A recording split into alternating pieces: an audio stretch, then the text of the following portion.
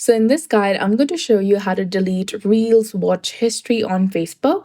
So you need to go ahead and launch your Facebook application on your device, log into your specific account.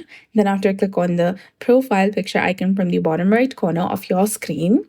Then after, click on the gear icon in the top right, or you can also go to settings and privacy and then select settings.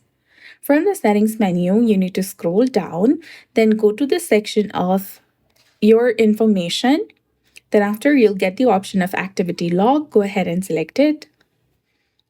Under the activity log section, you need to go ahead and select the category in the top. Click on this drop-down menu and then scroll down. Click on videos you've watched. You can also select the year if you want. Then you'll get the list of the video history that you've watched on Facebook.